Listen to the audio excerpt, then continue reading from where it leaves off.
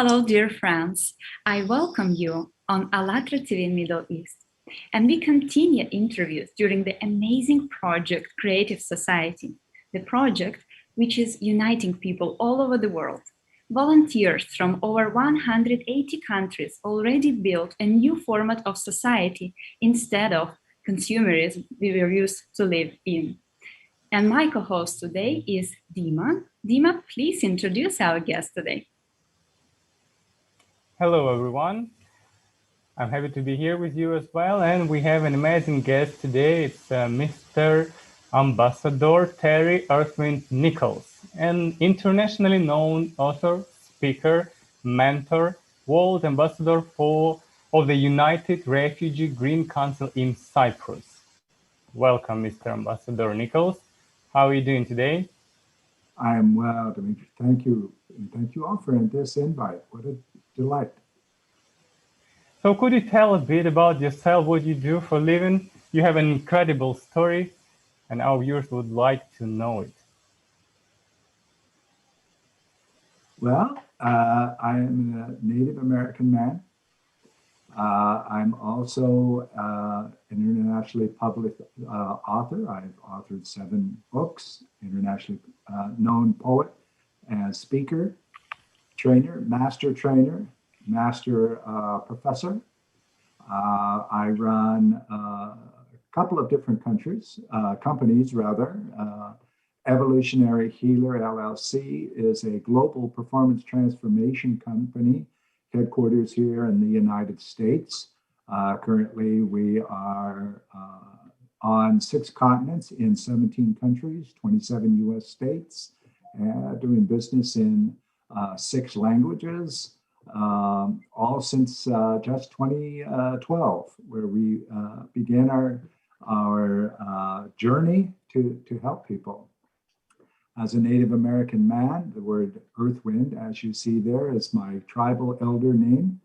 It means literally Gado Onule, or his breath across the earth, because of my world travels on behalf of world peace and the environment. My different companies work with people with PTSD and suicide right here on Zoom all over the world. My practitioners are in 9 countries, and as I said, speak 6 different languages. So we stay busy, and thank you for this invitation. I'm very honored. Recently being appointed a UN ambassador for peace at large was quite an honor as well. And now I get to speak in front with you people. It's beautiful. I'm very excited and honored. We are excited too, and thanks a lot for this invitation. I wanted to ask you as well, like you told your profession background, you told about your organization, your projects, but what is actually your mission? What does it give to you?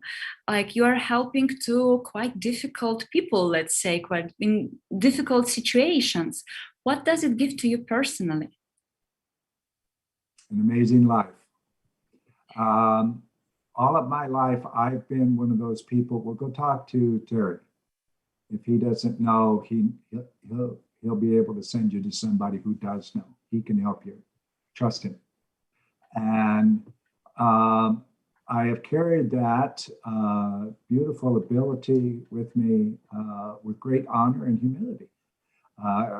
When someone calls from Thailand or Germany or Israel or Canada or whatever, and they are at the end of their ropes, enough is enough.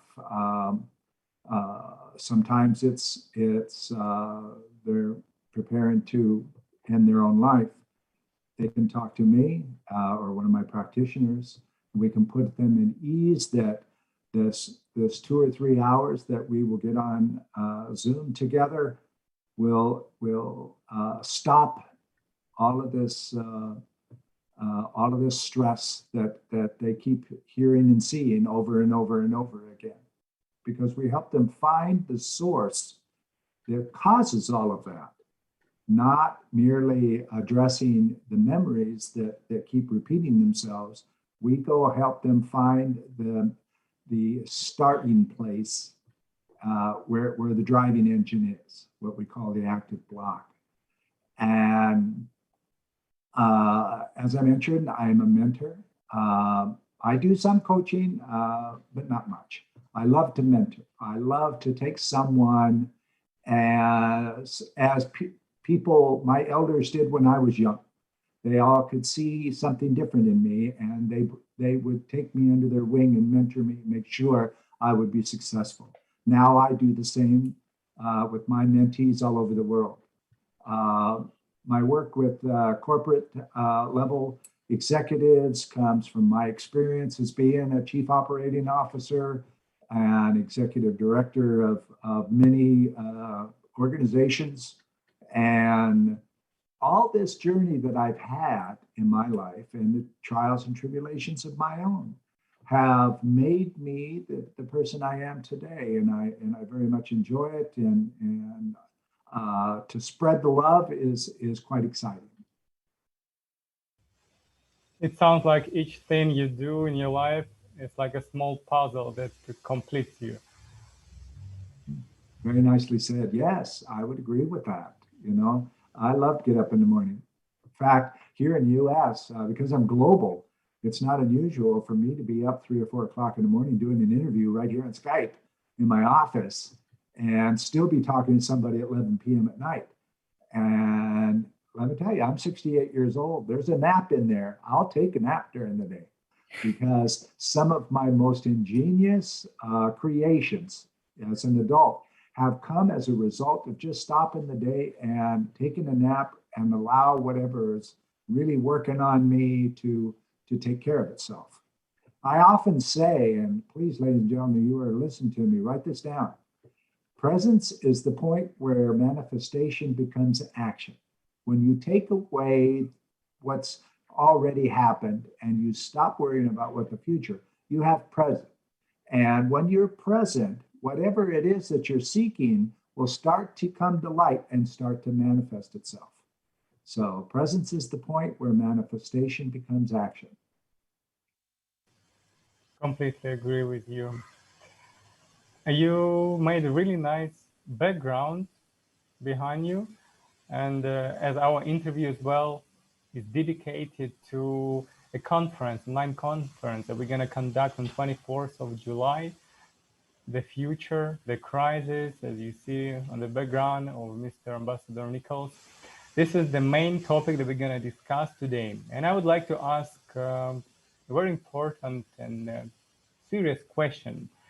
We will move to crisis, right? What crisis shall we expect in the nearest future? You're the person that are everywhere, right? You talk to different people, different countries, you have different projects. Could you tell us what crises and challenges that humanity is facing now and will face shortly? Which of these global problems, in your opinion, are the main threats of society and every person?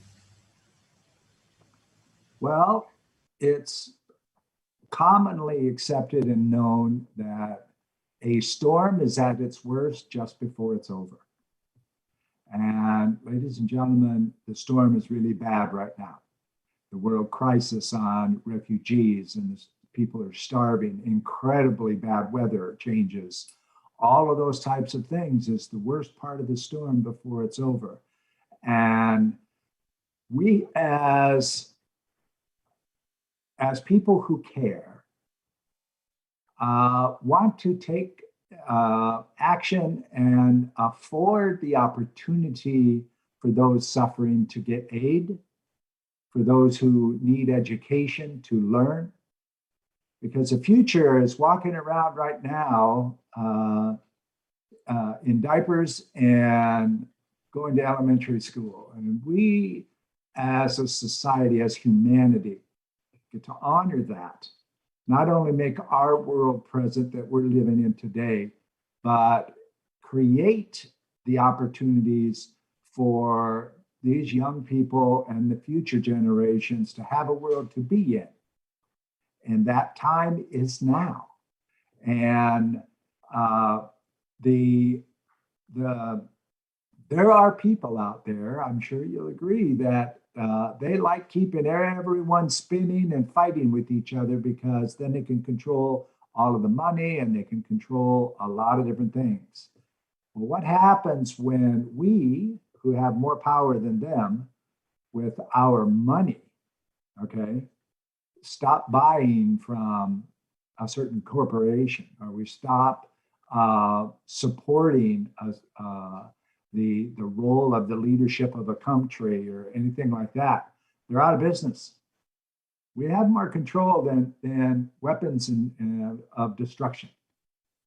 We have something that can create a world war and collapse the entire monetary system simply by not buying petroleum for 24 hours. If nobody in the world bought any gas for 24 hours, the entire collapse of the monetary funds and banking systems and everything else would fail. They would crash because they are so sensitive to hour by hour shifts of billions and trillions of dollars that they can't handle that type of a fluctuation.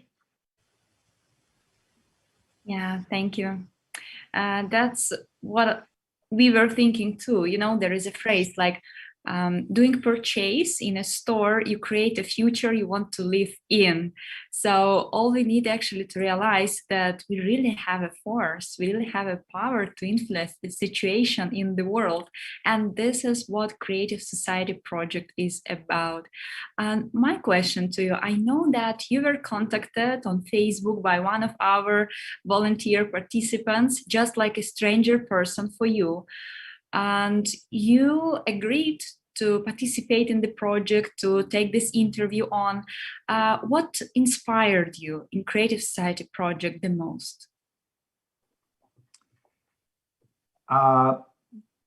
Your global impact, the fact that you're, I believe, 160 countries, very impressive.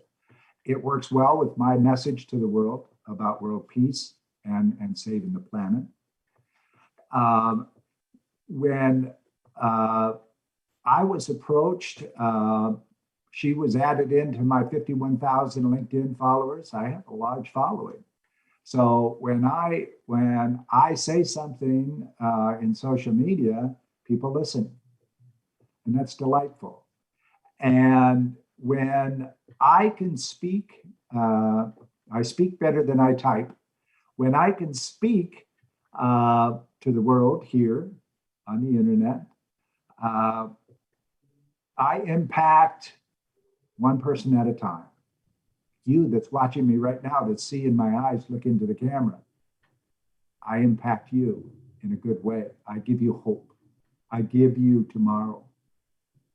And any way that I can get that message out, I am very willing to do it. And as I said, I have been up very early in the morning and very late at night with a big smile on my face, speaking to the world.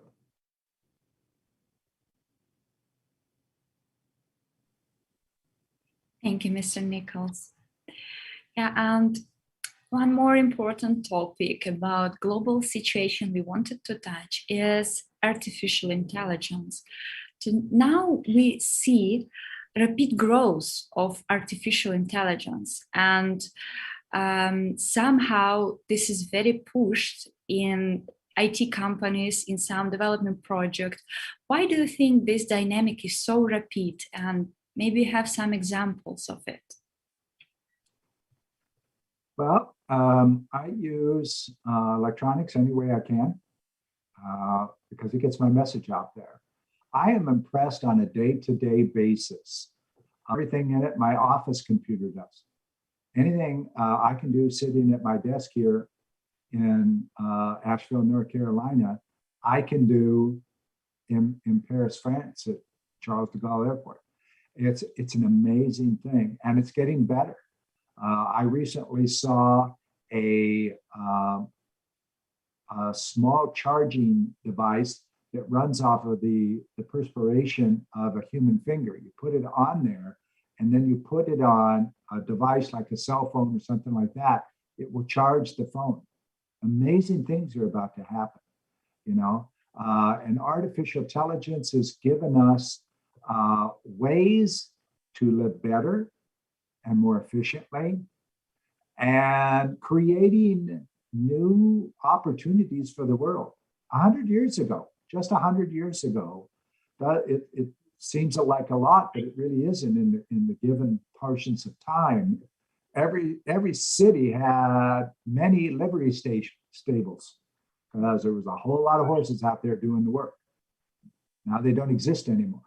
You know, there's every decade, jobs fall off of the working market and new jobs are created. And it's exciting that AI is helping us get better at that. Another wonderful example is a watch that you can wear on your wrist that checks your health and your diabetes levels and things like that to keep you safe. Wonderful, wonderful what AI is doing. Yes, exactly. And artificial intelligence could make our life much better, and it already does. And the thing is that we live in a consumer type of society, where, as we said, consumption is the blood of the economy. And if we stop consumption, everything will stop. But as we learn now in Allatra moment preparing for the conference, that artificial intelligence might be even a threat for consumer society, because it leaves people out of job. And if you don't have a job, you don't have money, you don't consume. So there is a conflict even on this level. What do you think about that? Well, there's always going to be, in the matter of evolution, there's always going to be a shift in what jobs are available. And what I'm seeing in a lot of places, well, I just read something in an article where getting more people back to the hands-on part of jobs, technical welders and builders and various other types of work that include computers, as a matter of fact, we're always going to be changing jobs. Where the stress is historically, we like to keep people afraid and in fear about such things, rather than getting them excited about something new. Okay, if a 92-year-old can graduate from college using a laptop that was not in existence when he was in high school, you know, we can do great things. All right, we get to put our enjoined focus together to be one people. When we are one people, we are stronger, we are more focused, and there are more opportunities that shall come our way that are not even thought of yet. So as long as artificial intelligence remains a helper, it is good. But artificial intelligence could replace all of us. You can name any profession, right? And the robot with a program, with a computer inside, could do it much better. Do you find a threat for you, like for your business, in your companies? Could artificial intelligence maybe in 2-3 years replace completely all your workers, or even you? Well, we use computers and internet right now in what we do. And there could be a program written for our work that we do. So we do something else. Okay, if I'm not working with people saving their lives from suicide and those kinds of things, then I'd be happy to, as an elder in society, to go help kids with their lives. Because we're emotional units. There's always going to be something happening that's emotional that us as the older generations can assist. There are opportunities, you just get to create them. So the main aim actually in society when artificial intelligence is growing is to build conditions for people to be able to switch to some other type of activity, to some other profession, which is actually quite difficult now in consumer society. There are so many people who have very straight profession, and it's very difficult for them to move to something else. So yeah, artificial intelligence is a huge advantage for any society as a comfortable thing to make our life easier, to bring a new way of comfort, to simplify our hard professions. We will not have to carry something heavy, as simple as it is, but building conditions for people to be able to survive in the way of society where they can lose their jobs any moment. This is the main aim, let's say. And I also wanted to mention and ask you, like in our kind of society, in consumer society we are living now in, everybody leads to monopoly. And as we understand, artificial intelligence is also one of the instruments which can be used in one hands for good aim, in one hands for bad aim. What do you think if artificial intelligence will be kept in one organization or in the hands of one person? What will this bring to society? How it will be used in society for the aim of something good, for building new things for people, new comfortable life, or for some personal aims? Artificial intelligence has made a more stressful society. There are a lot of cool things that they do. A surgeon in a hospital operating suite, operating a robotic arm in Cairo can do open heart surgery on a patient in Toronto, Canada. Think about that. The expense of time, energy, and resources to retrain and create new types of industries that are human-centric becomes cheaper and cheaper all the time. It doesn't seem that way, but it is. And artificial intelligence can play a great part in that.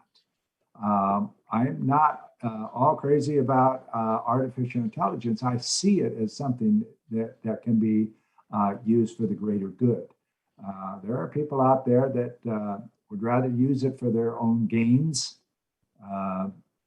That's not what we're really talking about today. We're talking about everything that's going on, and we're at a crisis situation. So what has to happen? So leadership in both private and public sectors of society gets to stop and take a look at what can we as fellow human beings do for our fellow human beings to create a more healthy society. People who are healthy stress less, they work more efficiently, and they work more productively than people who are under deadlines and stressors of different kinds. Okay, goals and timelines are created to miss, not to hit. So right now, our challenge to the world is let's get the world healthy so that we can create new jobs, a new future, and a new world. Because the world we live in today ended yesterday. And the world we're living in right now ends at the end of the day, because we only have the present. So let's stay in the present and let's stay connected to creating a healthy society. That also includes a healthy earth, okay? That also creates a healthy earth. There are some weather patterns going on right now, as you all know, that are amazing to even think about, let alone witness. And we get to, if everybody in the world planted one tree a month for 1 year, global warming the global temperature is said to go down over a degree. That's massive. One tree a month. Okay, that's just one small thing. It's grabbing a hold of the greater picture and creating an ability to create that picture. I like your example with the trees. It actually showed that one small, simple step could change a lot, right? And nowadays, usually people would like to make one step and get everything instead of making a lot of small steps and getting straight to the point. Yes, it will take some time, maybe longer a bit, but we will reach that point. That's actually what we do in Allatra movement, and we wanted to tell our viewers a bit about the project Creative Society and the pillars that it stands on, about 8 foundations that we are using for unification of all humanity, and why this project is so important. And it's global, it's not local for some particular countries. We understand that if we don't unite nowadays, as you say, you want to unite different nations, different races, right, around one globe for the benefit of the whole humanity, because there are no strangers here. We are all sisters, we are all brothers. And only by uniting, by making this small effort to put this one tree every day for a year, it will change a lot. So we conducted interviews for the past 10 years in different projects, and people were talking about the same. The answers were similar. They want to live in a happy society. They want to have good medical system. They want to have free education, good quality free education. And it's so simple, right? Nothing new. And this is how we came up with 8 foundations. And one of the most important is number 1. We will show it now on the screen, and I will read it for our viewers. Human life. Human life is the highest value. Life of any human has to be protected as one's own. The goal of society is to ensure and guarantee the value of each human's life. There is not and never can there be anything else more valuable than a human's life. If one human is valuable, then all people are valuable. I think this is what you're using in your business, in your project, and in your personal life, isn't it? Yes, it is. Okay. Be human. If you can be anything, be kind. Kindness is free. And yet it is a valuable resource. Could humanity unite around something simple like that as a human life, understanding that not only my life is important, if the life of my beloved one, of my friends are important, and it doesn't matter if I know the person, like we don't know you, right? We know you for the past half an hour, but your life is as valuable as ours and everyone on this earth. Yes, well said.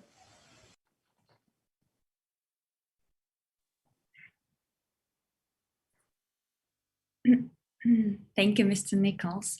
And I would love to show one more foundation of creative society. It is the third foundation, human safety. And let me also read it to our viewers.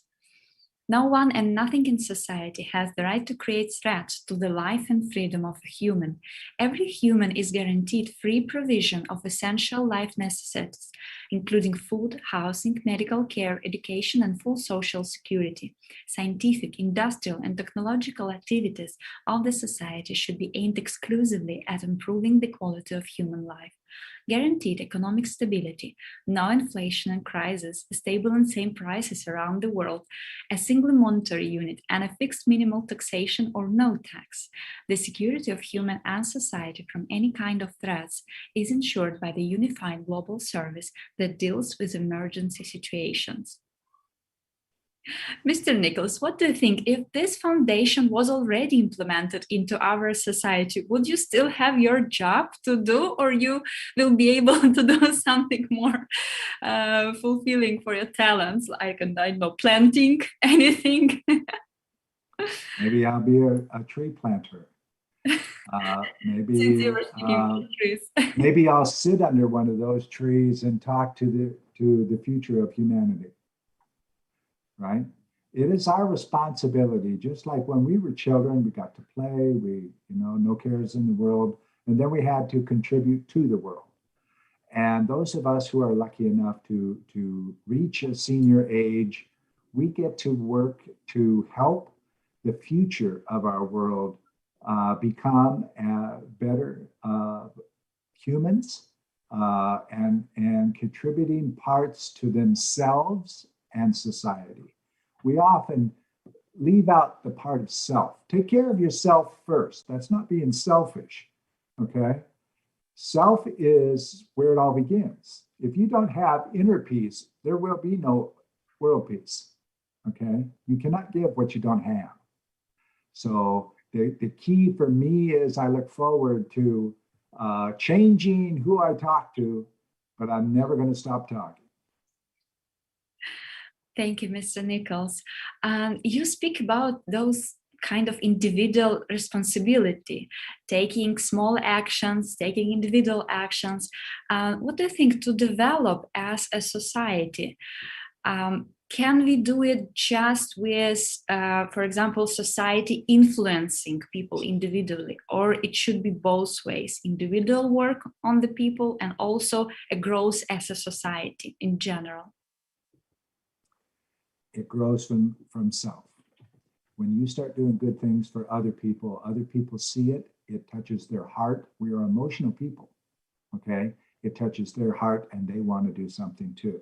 And then someone else sees it and they want to, and it grows, okay? Like the tree, it grows both deeply into the earth to get stronger and to expand and grow and contribute to the whole of the earth, a simple tree. And the three of us here today have the ability to touch untold millions of people because of our kindness. People want to be associated with people who allow their heart to beat a little faster, to contribute to someone's happiness, also makes them happy in some regard. It can be as simple as helping someone tie their shoe that you've never seen before, never going to see again, but you change their world, okay? And then pretty soon they're walking down the street and somebody needs assistance and they help them, who then helps someone else. The world and world peace and the crisis that we are looking at today starts with each one of us doing something every day, and someone else will see us doing it and replicate it and want to be involved, because we are communal, okay? We didn't get born being individuals. We were born communal. And the first thing that we witnessed in life was love and nurturement. When we are nurtured and loved as youth, we're better able to give nurturing and love as adults, as we grow. So we nurture and love ourselves, because then we can nurture and love others.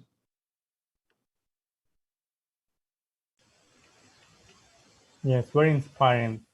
And I see that you are using your tool of talking very well. That's actually what we all do for a living. Me and Olga also like to talk. That's why we're here as hosts today. I also wanted to ask you, you mentioned that you work with refugees, right? And this topic is very tough, and it touches a lot of millions of people actually around the globe. We all have friends who are somehow related to these countries, to have these problems. Could you tell us a bit more about this topic? Why did you decide to help these people, and how do you do that? Well, I was invited to be part of it, and I accepted with very humbly accepted it to be part of this worldwide thing. What I teach and I post in social media, et cetera, and I talk about it is we think of refugees only in a massive thing: Ethiopia, Syria, Myanmar. But there's a lot of refugees out there that doesn't even get in the news. How about the family whose house burned down? They're refugees. They have nothing and no one and no place to go. And they are supported by communities and community organizations and things like that. But they're refugees as well. You know, there's a lot of beautiful stories of athletes who are refugees who have qualified to go to the Olympics. An amazing feat. Every day, people are starving and dying all over the world.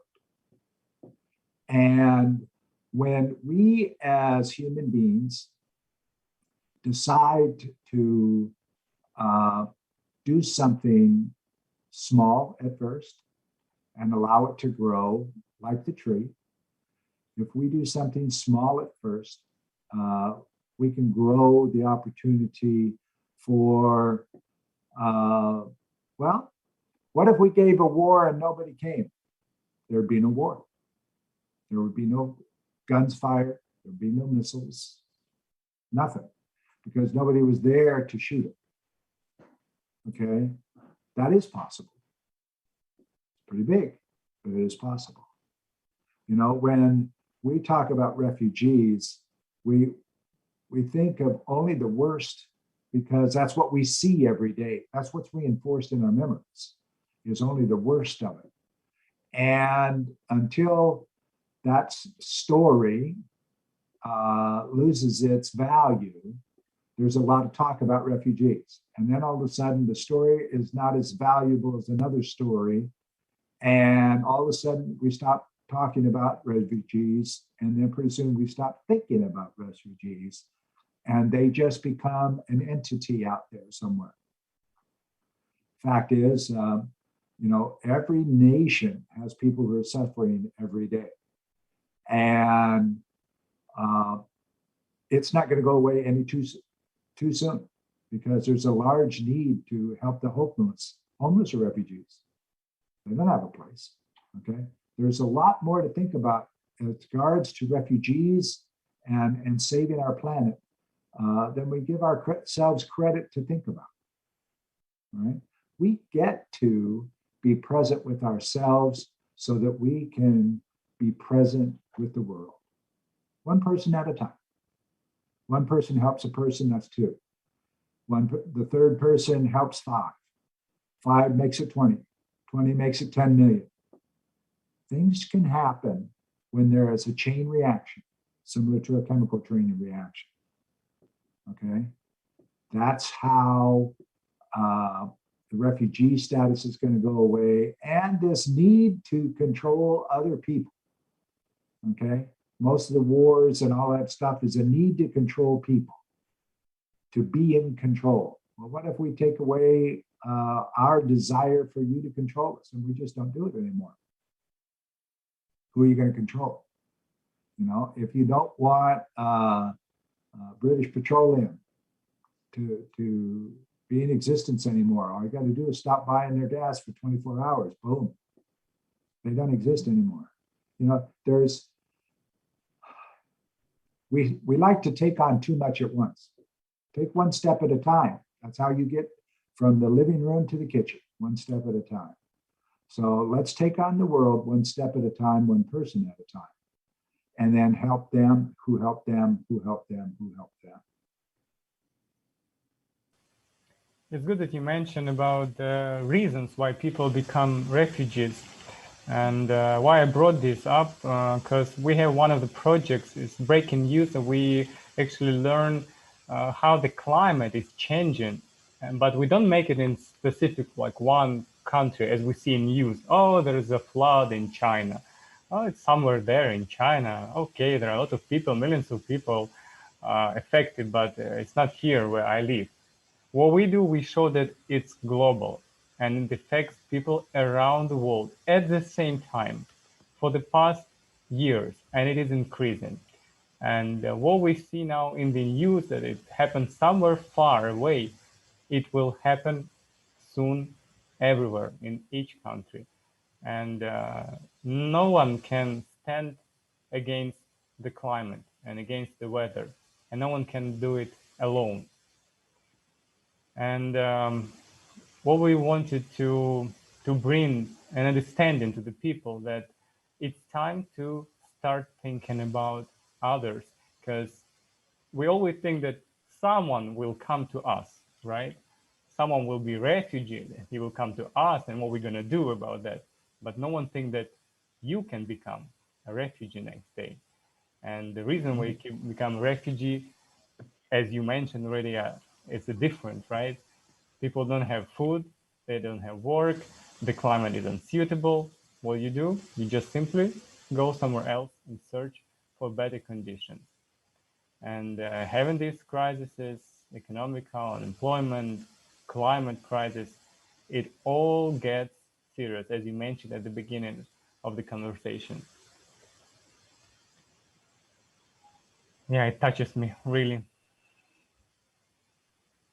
This is why we do what we do, my friends. True. Thank you, Dima. Yes, and as we mentioned, we are learning and studying climate for quite a long time already. We have a project called Allatra Climate, and we are investigating what's going on in the world for almost 10 years already. And I think you heard about it, official predictions of scientists and, let's say, climate specialists. They say that in 50 years, half of the world will become unavailable for living because of climate changes and some catastrophes, disasters, and so on. So half of population of the world will have to move to other countries.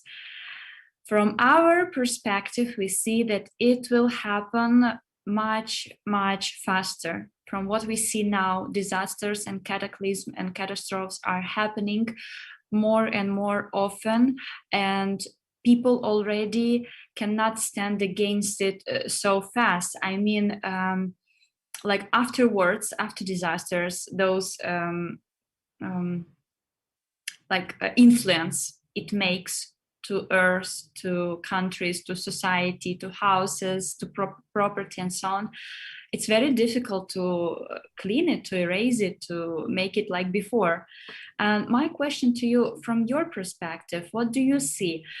Is our society ready to help half of the population to feel comfortable in some new conditions, in new country, new house? Well, things are about to change globally in another respect too. As it all warms up, there's no more ice. If there's no more ice, there's no more Florida. Florida's gone. Okay. Major cities along the coastlines of the continents won't exist. People got to move to new places. And that's going to require very high production, environmentally friendly food. That's going to move AI to create larger water producing units. Like there's a windmill that you can put out, and it takes water out of air in Saharan desert. It creates water. Okay, all those kinds of things are coming to play as the basis of society in the very near future, as opposed to, oh, that's nice. That I'm glad they were able to do that for those people. It's like You got to have one outside your house so you have water, right? So there are things that we haven't even touched on yet that are very, very present right now. It's very hard to believe that New York City won't exist by 2050 in all probability, unless something changes, right? And that's going to be hard. Tokyo, a lot of different places. So what does that look like for the world population? Okay, there's going to be very few places where people are not going to be. And there's going to be a whole lot of people who can plant trees because that's the way they're going to survive. That's the only way they're going to survive, is to create a new agri-system that doesn't even exist right now. Exactly. That's why we raised this topic, because in modern condition with consumer society, it doesn't look like it's going to be peaceful, to be honest. And we see just in a casual conversation between people with our beloved one that we are so sometimes, let's be honest, egoistic, right? In some small things, we don't want to move even a meter in a queue when someone is standing behind. And unfortunately, this is how it is. And that's why we're here actually today, because we understand that someone has to at least start talking about that. A lot of people said that it's not enough to talk, but we're on the first stage of realization of Creative Society project, where we need to explain everyone that there is an option. We don't need to have a revolution. We don't need to have some conflicts around the globe. We need unification. And this is the only option. If there, like I was watching before the interview news with the flood in China, and when I see how people, they forget that they have new iPhone in their pocket, or they forget that they wear luxury clothes, they have a flood that stands right here. And if they don't help each other, they will not survive. They will not come out of that metro. But why do we need to reach that point where people have to already awake in the middle of a fire or a flood and nothing can be done? That's why if we still have time and we still have at least one chance, we have to speak to everyone around us and explain that it's still not too late. Let's unite. Forget about all the differences, religion, race, whatever you can make it up. Just shake hands. Okay, let's pass these difficulties and we will see how it's going to be. If you want to be again against each other, it's up to you. But without unification, at this particular moment, we cannot survive that. And I don't like the word survive, actually. We are humans, right? We have to thrive. We have to love, help each other, not survive. We're not animals, right? So Creative Society project is really important at the moment. And I'm really glad that you found time today to discuss it with us. And I give word to Olga. She has very important information to tell as well. Thank you, Dima. First, I wanted to ask one last question to you, Mr. Nichols. How is it important to your mind to unite without any differences by skin color, by nationality, by religion, and any other differences which can be obviously seen in people? How is it important nowadays to unite without this prejudice? And what actually unites all of us, all people in the world? There's an indigenous word that is universal. It has 3 syllables. Ta, hesh, da. It literally means family. We are all Taheshta. And in joining in the belief that we are all one people, we can get along together just fine. Again, it's not as important to understand why the person dresses the way they do beside you. It only serves to enjoy the person that's even there. We, as a society, starting with ourselves, get to accept all religions, all runs of life. Okay? Because when we start with kindness, we get kindness back. Okay? It's like the protester that walked up to the policeman and gave him a hug. The policeman broke down and cried. The policeman's doing what he had to do because that's the deal. And that protester did what she knew she had to do for her. And where it could go from there would be fine. And the two of them became one person, Taheshta. So I give this to you in the world. Ta, T-A, Hesh, H-E-S-H, da, D-A, Taheshta. Family. We're all family. Thanks a lot, Mr. Nichols, for this speech, which really can unite people, and also for a new word for my vocabulary. Yeah, to be fair, I already have a similar word from Hawaiian. It's ohana. Ohana is family in Hawaiian language. Yeah, and it's also one of my favorite words. So thank you for spreading this feeling of love, feeling of unification among people, and for helping people who are in real need nowadays. I hope more people like you will be in the world very soon.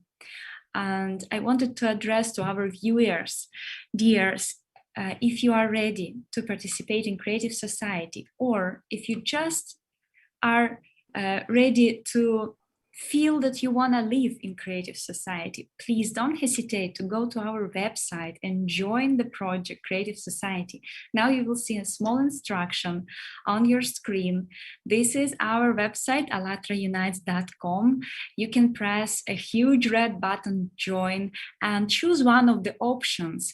Just support to show your will to live in Creative Society, or already participate and bring active actions to unite people and bring Creative Society in life as soon as possible.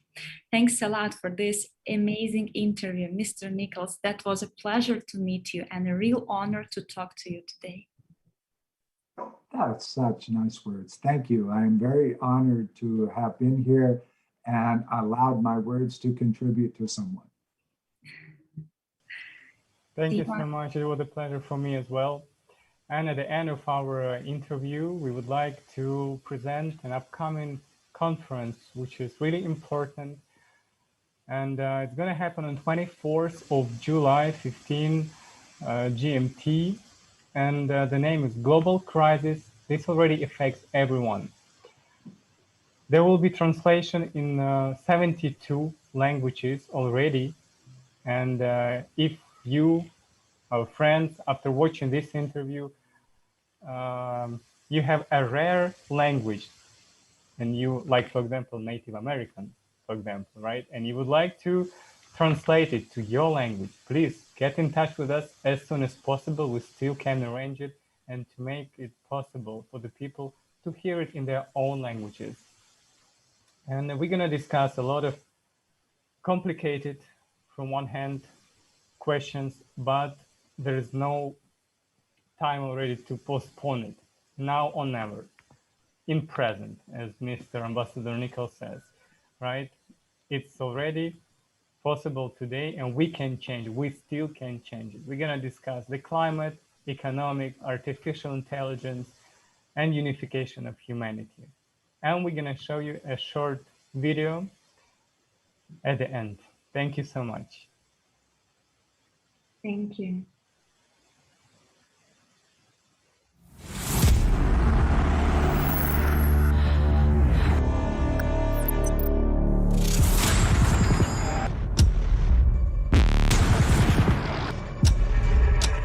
Modern civilization has reached the point of instability and global crises.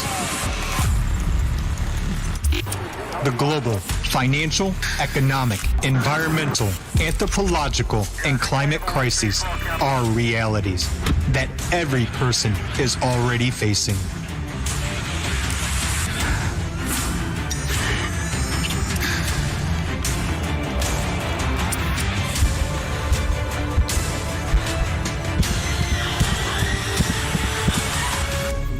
But this is only the beginning.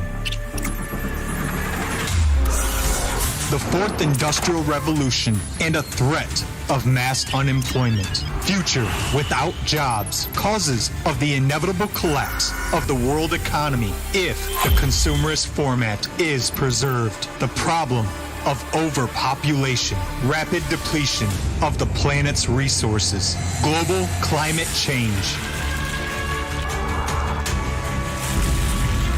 It's time to understand the reality of world threats.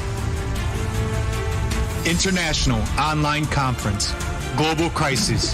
This already affects everyone. Is the event of utmost importance, organized by volunteers from around the world on the platform of Allatra International Public Movement. On July 24th, 2021 at 3 p.m. Greenwich Mean Time, a live broadcast of the conference will be streamed on thousands of media channels and platforms with simultaneous interpreting into more than 60 languages. The future of humanity, self-destruction, or the development of civilization.